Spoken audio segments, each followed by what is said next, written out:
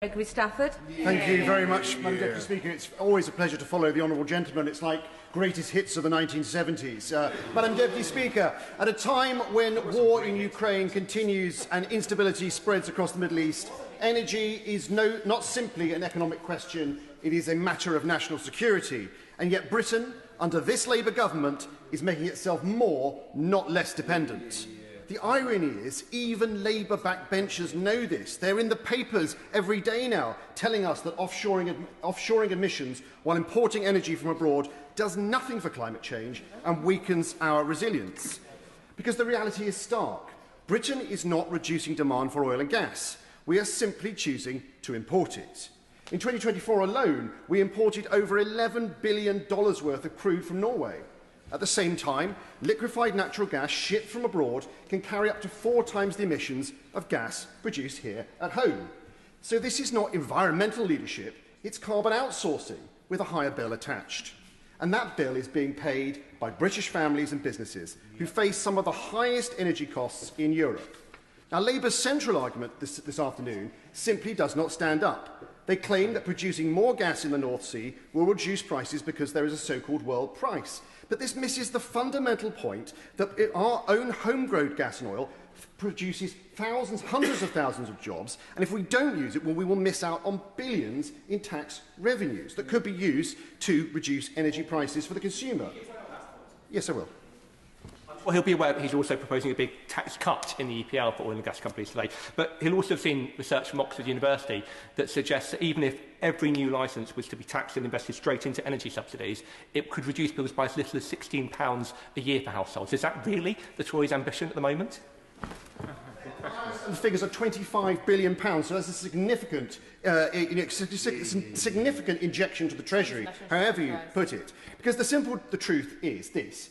Increase domestic supply and you ease pressure on prices, reduce reliance on expensive imported LNG, and you can cut costs. And that's not ideology, it's basic economics. And the idea that it takes too long to act doesn't survive scrutiny either. Much of the North Sea's infrastructure already exists. Pipelines and platforms have spare capacity. New fields can be tied into existing systems, accelerating production and reducing cost. So what Labour presents as inevitability is, in fact, a political choice. And in the non-statement the Chancellor made earlier today, she talked about cutting red tape. Perhaps she should think about cutting red ed first of all. Because this is a choice that has consequences. The ban on new licences risks leaving 2.9 billion barrels of oil and gas in the ground and puts at risk 200,000 jobs. I will in a second. These are not abstract numbers, they are skilled, well-paid jobs that have powered communities for generations. This is not transition, it's industrial retreat. Is it not the case that Britain's renewable economy is growing 3 times faster than the rest of the economy, and if we were to retract on our commitments to renewable energy and to net zero, that the confidence of investors would reduce, and that would be really bad for our UK economy and the brilliant jobs that are being created in this industry, and that's exactly what the Conservatives are proposing today. I think, if I'm generous, I think the honourable member hasn't been listening to either my speech or read the motion in front of us. I have not mentioned anywhere that we will be cutting back on renewable energy. And if the Labour's position is misguided, Madam Deputy Speaker, the Liberal Democrats' position is outright reckless. They would pile further taxes on the North Sea through an expanded energy profits levy, despite clear evidence that such measures deter investment and ultimately reduce tax revenues. Some analysis suggests scrapping it could deliver an additional £25 billion to the Treasury over the next decade. At the same time, the Liberal Democrats would smother the sector in layers of ESG reporting and regulation, slowing down investment, increasing costs and driving production overseas. And for what? To meet accelerated net zero targets divorced from the reality of how Britain actually uses its energy.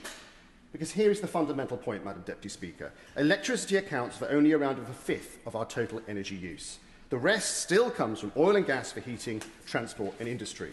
We are not about to replace that overnight, nor are there credible plans to do so from this government. So the choice is not between oil and gas or renewables. We need both. Yep.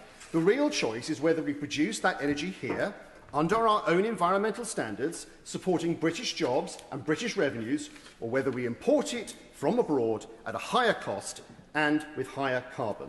The British public understand this. Around 3/4 say we should produce our own oil and gas rather than rely on imports. And they are right. Our plan recognises that. It backs domestic production, cuts unnecessary net zero taxes and delivers cheaper energy while maintaining our environmental commitments. So I say to ministers, stop outsourcing our energy, stop exporting our jobs and stop pretending that dependence is a virtue. Shadow Minister.